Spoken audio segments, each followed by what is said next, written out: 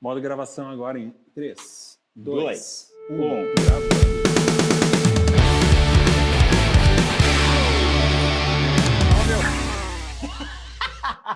E aí, Draninha? E aí? Beleza, vai sair agora. Meu, antes de começar, Olha, gostaria de te trazer já um presentinho já do Lenha. Presentinho do Lenha, um cafezinho especial. Obrigado, É o nosso cara. apoiador aí. Além do Natural Futuro também, com as camisetas do Papo Café. Cara, vamos começar passando um cafezito aqui dele. Olha aqui que especial, velho. Olha ali, cara. Louco, bicho. Se tem uma coisa que define o caráter de uma pessoa é tomar um bom café. Quando eu penso em café, meu primeiro sentido que vem é o aroma, é o olfato que desperta, né? Quando eu penso em madeira, eu penso no tato. Mas a madeira tem E a aroma madeira também tem aroma. Então, eu acho que o tato da madeira é uma coisa que remete para mim a um grau de conexão. Então, esse programa, velho, vai ser de um cara, vai ser da Coreco, o Trema, Eduardo Tremarim. Então, e foi muito por acaso, foi um acaso muito, muito louco, né, velho, o nosso encontro. Cara, agora eu lembrei. Foi aquele lance da morte do Davi Coimbra, que eu entrei em contato contigo, porque aquilo ali me pegou demais. O Davi Coimbra sempre foi uma inspiração para mim, justamente porque ele soube, como muitos poucos, como ninguém talvez, lidar com um câncer. E ele era um exemplo assim, de superação na doença. E a gente teve diagnóstico na mesma época. Eu no meu, ele com o dele. Não é sobre comparação, sobre muitas pessoas, o que é agressivo e tal. Enfim, eu acho que um pouco do que o Davi trouxe para mim foi talvez assim uma leveza no enfrentamento da doença, sabe? E cara, de alguma forma eu absorvi isso aí. Ele sempre foi uma inspiração para mim, principalmente porque ele era comunicador. E daí no dia que ele morreu, eu estava ali em cima na ateliê, numa chuva aqui fora, estava um dia daquele cinza assim chato. E eu fiquei triste, cara, mesmo assim. E aí, no momento, eu tava zapeando ali no Insta, tava dando uma olhada e apareceu um conteúdo teu. Não sei como, era um conteúdo do Thiago Lemos Filmes, né? E eu pensei, eu vou entrar em contato com esse louco, eu preciso falar a minha história. Foi isso, que cara. Que loucura, velho. E aí, acho que a partir daí foi a primeira mensagem que a gente se trocou, aí o resto é... Sim, aí eu vim para Nova Petrópolis, a gente veio conversar sobre isso. E eu tava com outro problema lá em casa, né? Que a gente tinha recém feito a supressão de árvores para construir a nossa casa, construir as ocas. E aí o terreno tava assim, ó, zona de guerra. Tipo, tinha passado uma manada de dinossauros lá em cima e eu não sabia o que fazer com aquela quantidade de madeiras. Eu sempre tive uma coisa com madeira, porém era tanta coisa ali que eu não sabia nem para onde correr, nem para onde começar. E aí tu apareceu falando das tuas questões quem sabe a gente eu quero contar minha história. E aí tu falou da história lá pra mim, eu falei, não, mas peraí, velho, eu também preciso de ti, como trabalho agora. Sim. Enfim, foi um cruzamento e um feliz encontro, assim, velho, de ter te conhecido e até hoje a gente está aí trocando trabalhos, trocando informações, trocando energias. E, eu sou eternamente grato, velho, a tudo que tu fez lá em casa e tudo que a gente... E toda essa amizade, velho, que a gente construiu, assim, vem construindo. Então, pra galera te conhecer, acho que quem não conhece a Coreco, mas um pouquinho antes da Coreco, como é que a Coreco surgiu e por que ela surgiu, na verdade, né? Então, vamos lá. Cara, tem muitas formas de empreender, né? Muitas pessoas empreendem com diferentes propósitos. E tudo é válido, ninguém é melhor que ninguém, essa é a minha visão do mundo, sabe? Não há comparação de nada, assim, né? Tem gente que busca sucesso, outros buscam fama, outros buscam padrão estético, outros buscam... Cara, é uma corrida por aquilo que dá sentido. E eu comecei a Coreco no momento que eu precisava dar sentido para minha vida num aspecto de cura.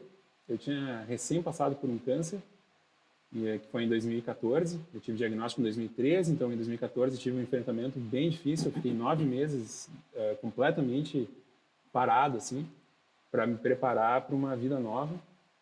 E aí, nesse momento aí de saída desse tratamento do câncer, assim, quando começa a vir aquelas notícias positivas, né? De a vida vai começar a retomar. É interessante porque ali morreu um cara que eu já fui no passado, que foi um engenheiro, eletricista, e surgiu um empreendedor, consultor, surgiu um cara que queria levar uma mensagem de propósito para o mundo. Então, a primeira expressão desse propósito veio através de uma empresa de consultoria lá em Porto Alegre, onde eu ajudava os empreendedores a criar os seus negócios. E aí, passando para frente já, em 2018, eu tive um novo problema de saúde, aí um pouquinho mais complicado. Eu tenho sou portador de uma síndrome chamada acromegalia. Na prática para a galera saber, né, porque é uma coisa muito bizarra e quase ninguém sabe como é legal falar sobre isso. Eu tenho a taxa de crescimento de uma criança de 6 anos. Então eu cresço. E Metabolismo. o metabolismo, então, ele é aceleradão e aí eu preciso dar vazão para esse metabolismo. E aí, então, esse trabalho mais intelectual, mais de sala de aula, mais de um a um, assim, de conversas, ele começou a ficar difícil, né?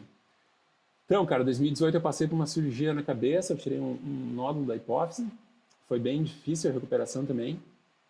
E aí eu e a Gabi, a gente veio passar um Réveillon aqui em Nova Petrópolis, e eu olhei para ela num repente, assim, de raiva, cara, assim, daquela situação difícil de, porra, por que me acontece tudo isso, né? Me aconteceu o câncer, agora aconteceu isso, por que eu estou enfrentando tudo isso e tal? Quer saber, tá na hora de mudar de vida. Aí eu tenho um lance, assim, uma epifania. Eu olho para ela e falo, vamos comprar um terreno aqui. Dela, tá louco? Aí 5 dias depois, estava com o terreno na mão. E é esse terrenão aqui, que a gente está agora, gravando esse vídeo aqui. E, cara, isso foi em janeiro de 2019. E aí que eu estou num processo de recuperação que é extremamente lento, assim, levou, acho que eu diria, a primeira fase da recuperação foi 1 ano. E eu me afastei do meu trabalho, daquelas funções de consultor, e acabei vindo construir aqui o que eu chamo de Casa Coreco, que é uma casa com containers, a base dela é um container, que ficou navegando 10 anos no mar ali, e a ideia era justamente ser o alicerce da sustentabilidade, né? Ser um elemento central da sustentabilidade. Né? A partir daqui se constrói uma vida conectada com o natural, conectada com elementos residuais, né, já foram utilizados e podem ter um novo uso. Então, essa construção da casa, cara, em 2019, foi uma construção minha, de uma nova identidade, de um novo cara, assim, porque eu precisei adaptar. Assim, eu sou uma pessoa completamente diferente daquele cara que teve o câncer lá em 2014. Por quê? Porque essa paradinha aí da acromegalia, ela me dá muita energia, né? Tu sabe. Ela me acelera, ela me deixa assim com um pensamento rápido, uma fala rápida. Então as pessoas normalmente olham para mim e pensam, pô, o cara tá ansioso. Não, eu tô normal. Só que eu sou assim, né, cara? Expansivão e vou indo e tal. Então, essa construção da casa também foi uma coisa interessante, porque colocando a mão na terra aqui, começando a construir os espaços, pensando como é que seria uma vida no interior, da onde eu saí quando era criança, né? Eu me reconectei com todo esse trabalho da madeira, sabe? E aí toda a casa por dentro foi feita com a minha ajuda, né? Com as madeiras, toda a decoração foi feita por mim. A maioria dos materiais são de reutilização. Então foram coisas que foram muito significativas no meu processo de me curar. E a partir daí, de uma forma assim que eu dou crédito ao fluxo criativo, surge essa ideia de, tá, mas por que tu não leva mais a sério isso então e encerra aquela parte mais formal das consultorias e tal, encerra teu contrato com Porto Alegre e de fato assume vir morar no interior. Então, em 2020 eu encerrei, então de fato eu digo, né, que aos 40 eu me aposentei, das áreas para as quais eu estudei, me preparei na vida e me dediquei para uma área completamente nova, que é o artesanato, de uma forma completamente empírica, né? Eu tive um treinamento formal de entalhe com a minha mãe, né, que me ensinou a entalhar. Minha mãe é artista plástica, né, e ela me ensinou a entalhar quando eu tinha 12 anos de idade. E dela veio muito assim também dessa, chamar assim, dessa habilidade, né, das ferramentas, do acesso criativo, né. Eu dou muito crédito a ela por isso. E ela talvez me ensinou no momento que criar um adolescente, né, desses bem ansioso num apartamento devia ser difícil, né? Então ela também me ensinou, acho, para dar uma baixada na energia. E daí é interessante o resgate, né? Então, só uma curiosidade, né? A Coreco começou em 2017. Ela já começou com um projeto criativo em paralelo àquela vida de Porto Alegre, né? Que a gente ia para o interior, lá em Nova Prata, né? A cidade onde eu nasci. E lá comecei a brincar com isso, né? Aí a Gabi participou, ela ajudou a criar a marca, tudo surgiu em 2017. Mas aí, então, de fato, em 2020 foi quando a Coreco virou negócio, né? E aí eu assumi a identidade de artesão e a Coreco assumiu o lugar na minha vida que não saiu mais. Tu passou anos trabalhando com máquinas, né? Sim. Máquinas de precisão, máquinas de medição, de tipo extremamente precisas. E tu era o cara que regulava toda essa questão aí. Em que momento que tu entendeu que a vida, assim como a madeira, não se deixa controlar totalmente? Cara, eu entendi num processo de morte no hospital, cara, em 2014. Eu fiz essa cirurgia do câncer em 14 de janeiro de 2014 e eu tive uma complicação lá durante, né, os dias seguintes da cirurgia. E eu tive uma experiência de morte. E essa experiência, ela foi muito profunda e ela não foi uma coisa assim que aconteceu e passou, sabe? Ela abriu um processo de ressignificação, né, para mim, do que é a vida. E é uma coisa que eu compreendi, que eu acho que ajuda a responder a tua pergunta, é que morte não é o contrário de vida. Morte é o contrário de nascimento. Vida é tudo. A morte faz parte da vida. E morrer, de alguma forma, seja numa profissão, seja num relacionamento, seja até de uma forma muito dolorosa perder alguém que a gente ama, né? Morrer é abrir para mudança. Uma oportunidade de... abrir uma oportunidade nova que eu entendo como sendo um novo grau de consciência. Uma chance de tu assimilar mais do que está disponível aqui, sabe? Então, cara, eu entendi que eu precisava morrer para dar espaço para o novo. Mas isso foi agora, essa tua compreensão de tudo isso, cara, isso é muita... Tu digeriu muita coisa. Eu acho que assim, tu falou a palavra, quando que eu compreendi? A compreensão não acaba. Eu acho que é um processo que não acaba. Nunca, sabe?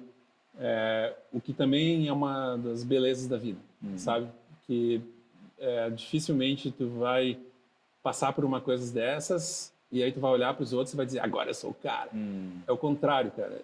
Tu olha e tu pensa, num coletivo de humanidade, como nós somos pequenos.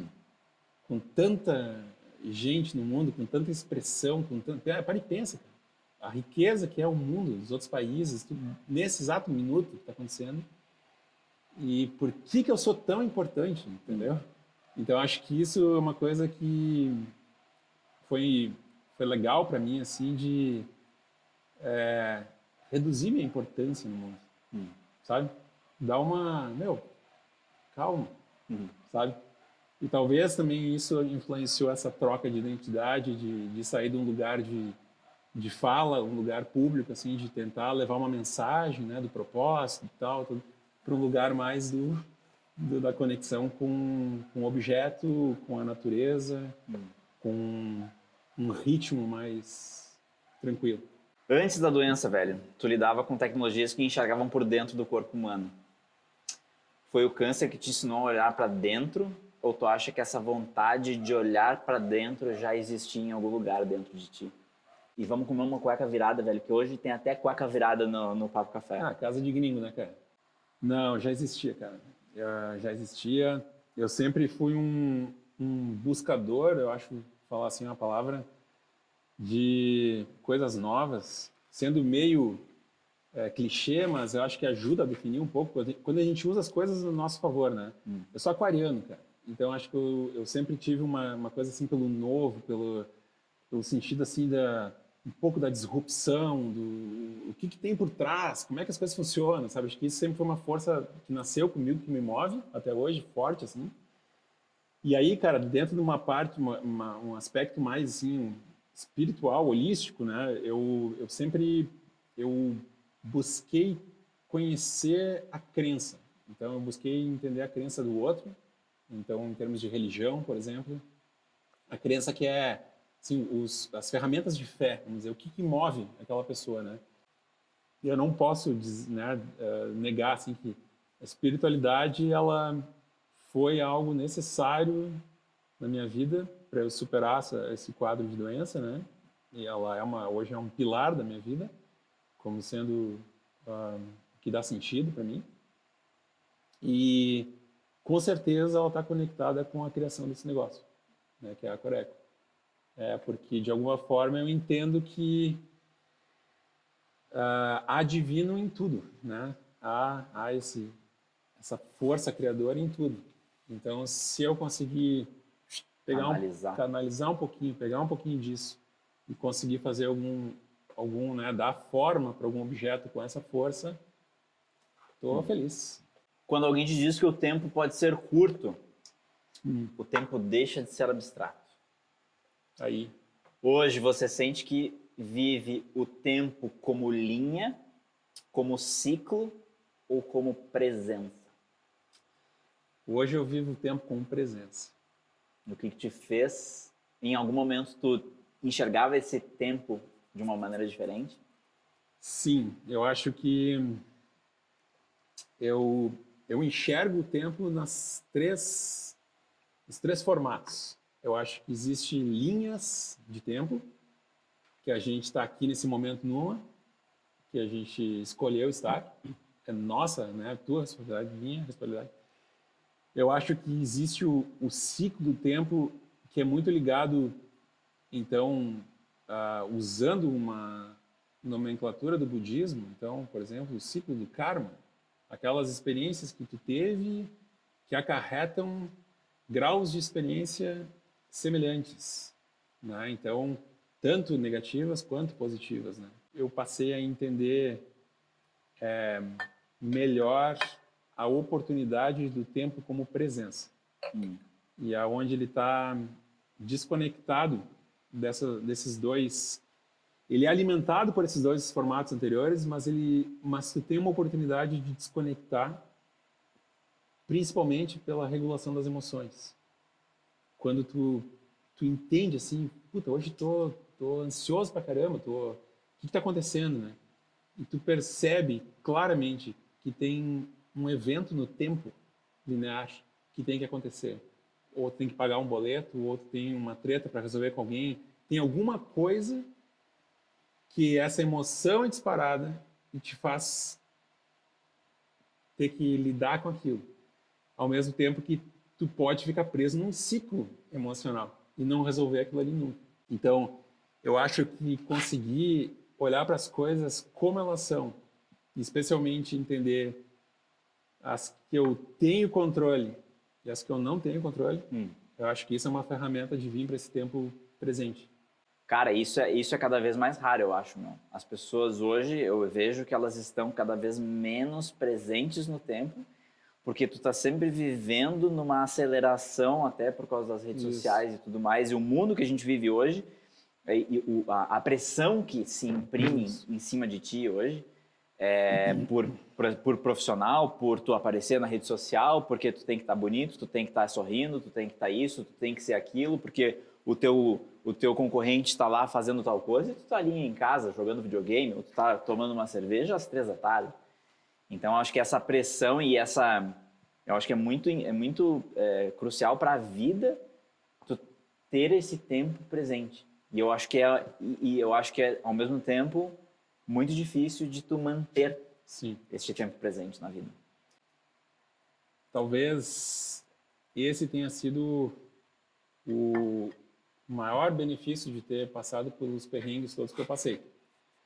Porque, pegando a tua fala, né, a gente é constantemente empurrado para a linha do tempo, para aquilo que eu deveria estar fazendo.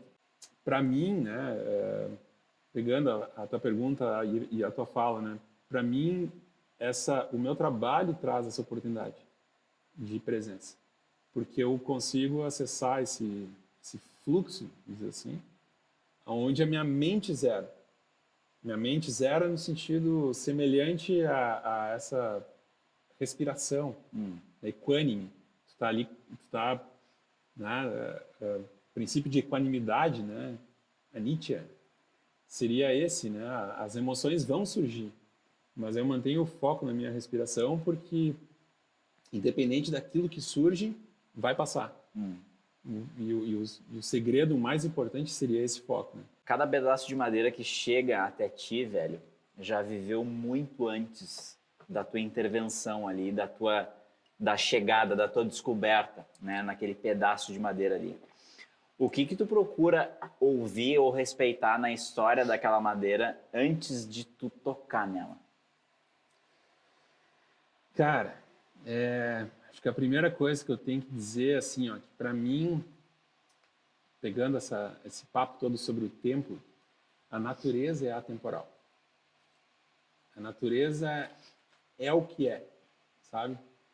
E existe o natural e existe o artificial. Então, a natureza, ela é maior, na minha visão.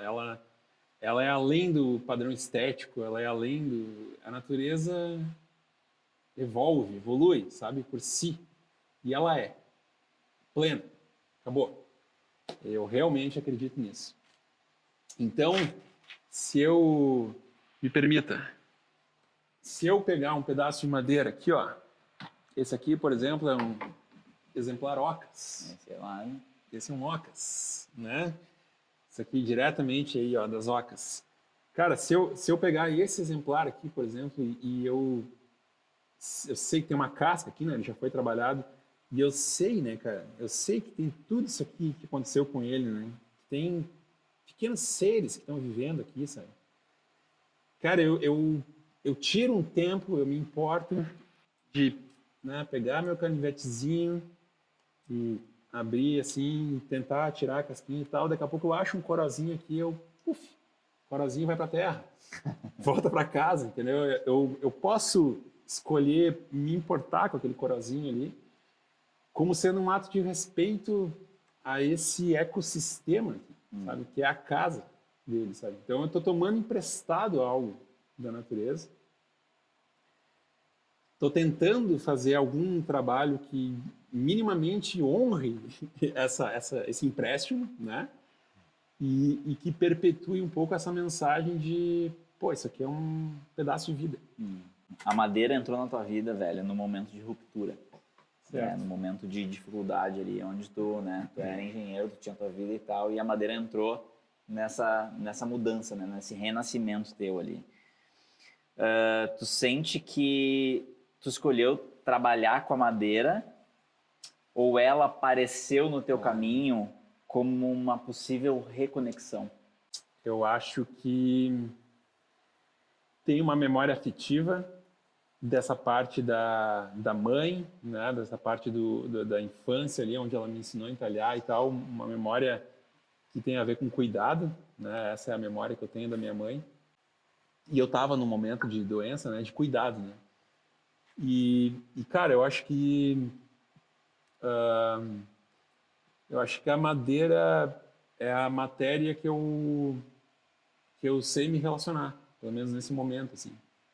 Então, eu acho que nesse aspecto teve um chamado, assim, né? Do tipo, vem até mim, sabe? Não sou um cara da pedra, não é que seria um elemento mais bruto, mais duro, né? Assim como eu acho que, né, assim como eu sinto esse chamado da madeira para dar forma, eu sinto o chamado do fogo para transmutar. Entendeu? Então, fogo é meu elemento, né? De transmutação, de transformação, assim, eu entendo ele, né? Inclusive alquimia, né? Interna, assim, através do fogo eu lidar com as minhas questões. E eu acho que a madeira ela trouxe para mim esses dois polos, dois extremos, né, de tu poder fazer algo bruto, físico, né, que envolve assim uma entrega de energia e ao mesmo tempo se preocupar com uma delicadeza, com uma estética, com algo que pode carregar uma mensagem. Então acho que a madeira para mim ela apresenta muitas possibilidades, sabe? Eu acho que eu fui chamado por ela. O teu processo com a madeira é mais um ato de criação Não. ou um ato de escuta?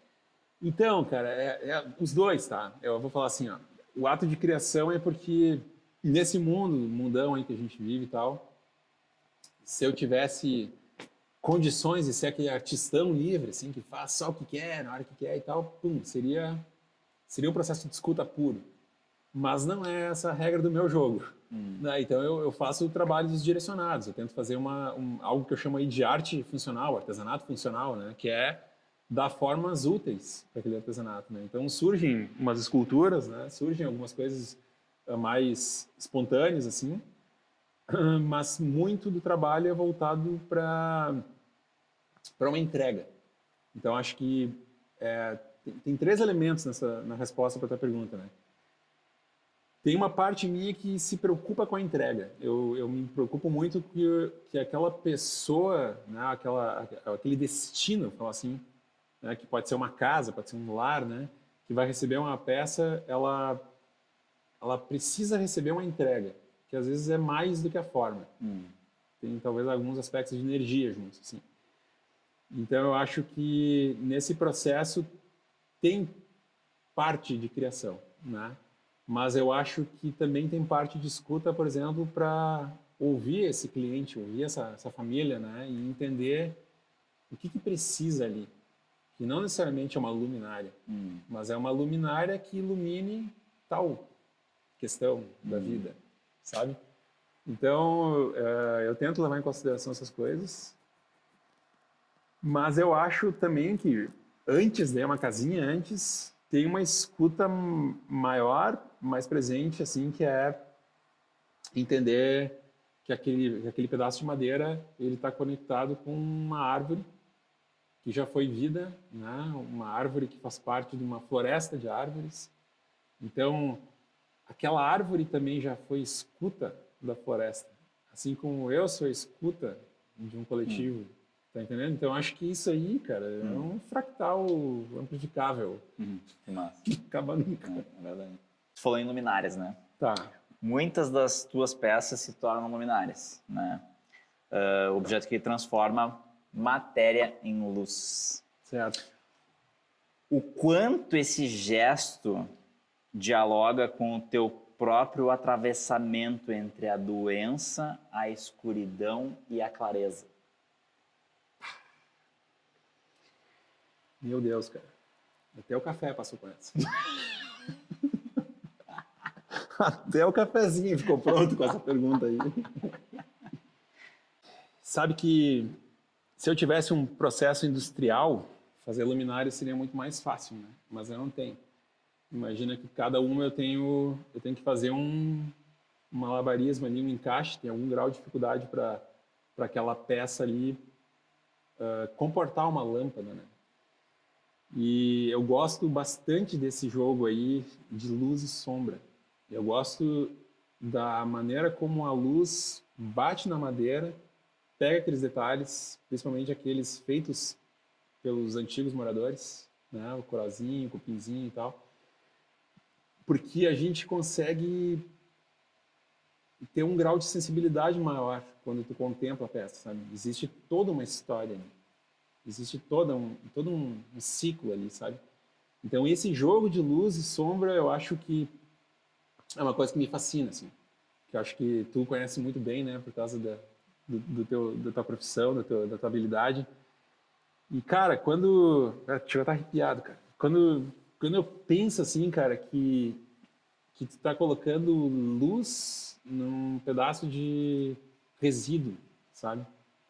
e que muitas vezes, por exemplo, já aconteceu mais de uma vez, né, de aquele resíduo ser proveniente de uma árvore que o pai ou o avô plantou e que secou e que morreu, que caiu com o temporal e tal.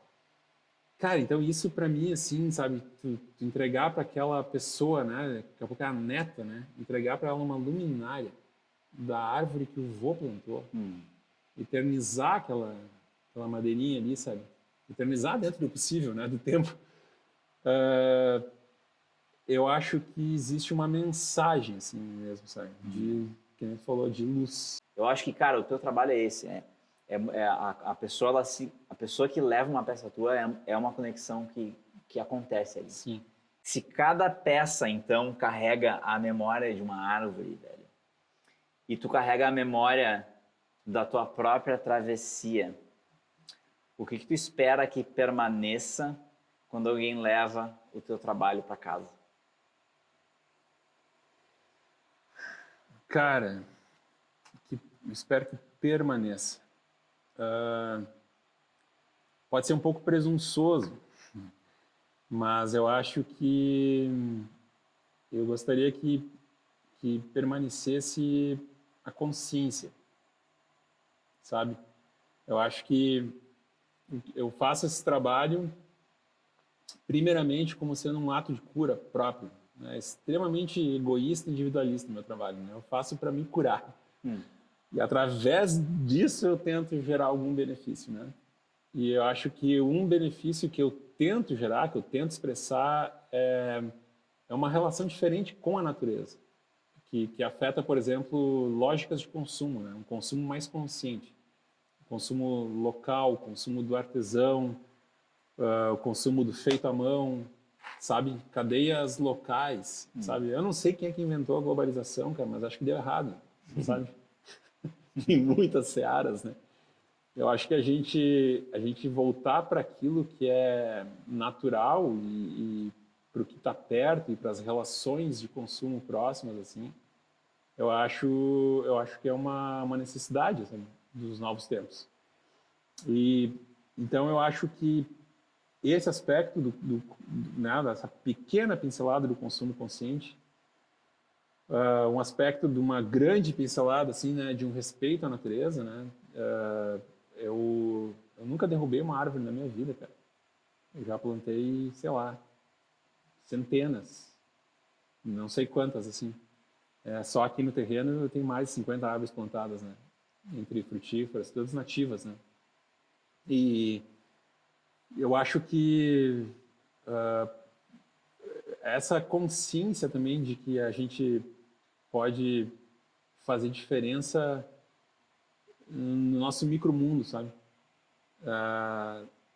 Então, por isso que uma coisa importante para mim do trabalho é ele estar conectado com algum grau de impacto com a sociedade, né? Então, por isso que tem os projetos sociais, tem alguns projetos ambientais, porque eu acho que se eu posso dedicar um pouquinho de mim, naquele momento que eu estou produzindo, tal, eu dedico um pouquinho daquilo ali para algo que alguém está precisando, eu acho que também é uma forma de gerar essa onda do bem, sabe? Então, no meu sonho, talvez uma linha lá do plano de negócio que não foi muito bem implementada, mas existiu uma forma mais imediata, né, da pessoa comprar uma luminária e ela saber que diretamente ela está contribuindo com uma criança que está em situação de vulnerabilidade, ou ela compra uma mesinha e está contribuindo para algum grau de erradicação de fome, de pobreza, sabe? Algum projeto social, porque eu acho que eu acho isso, eu acredito, né? Eu estudei um pouco de economia, assim, eu não acho que a gente tem que depender dos outros, assim. Eu acho que a gente tem que fazer aquilo que está ao nosso alcance. Então, se está ao meu alcance poder fazer essas coisas e as pessoas terem consciência de que aquele objeto carrega um pouco dessas coisas que eu estou tentando fazer, eu acho que está perfeito. Se ela levar para casa isso e essa mensagem puder, né, ela puder ir junto, aí eu fico feliz. Valeu. Senhoras e senhores, Eduardo Tremarim, As ordens. Coreco, Obrigado. o cara das madeiras, o mago das madeiras que transforma coisas, faz produtos maravilhosos. Temos muitos, eu sou muito fã. E, cara, foi um prazer conversar contigo. A gente se conhece bastante, mas é sempre bom a gente ter um papo mais, né, programado, talvez, né, com algumas perguntas e tal, e ir para outros lugares que a gente normalmente a gente não vai. Mas tu caprichou, cara, caprichou nas perguntas. Ah, mas tinha que ser, né? Pô, tinha que ser. Muito bem. Prazer, meu. Fazer Obrigado. Brinde com um cafezito aqui, ó. Então, só pra gente fechar, Aí. Dali, cafezinho, aos meus apoiadores aí, grandes apoiadores, valeu, Lenha, valeu, Natural Futuro. Aqui, essa xicrinha aqui é nova, galera, olha aqui, ó, Janine da Ground Cerâmica fez aqui as xicrinhas pra gente do Papo Café, muito especial. Quem né? sabe uma parceria Coreco. Uma parceria Coreco daqui um pouco. Ó, ela já desligou lá de novo. Mas é isso aí, vamos acabar ali. Valeu, galera, é isso aí, fechamos. Valeu. Massa.